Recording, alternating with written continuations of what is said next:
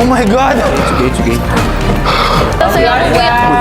Pagkausag ko po na. Mga panayang ako na makakanood man. Kuya, as in, Ito na yung pagkakataon na makita ulit siya. Siyempre, miss na miss ko na yung mama ko. Hopefully din, kuya. Kung ihakain na isang parang proposal, bibigyan kita ng pagkakataon na ibigay ang iyong golden seat para sa ibang housemate.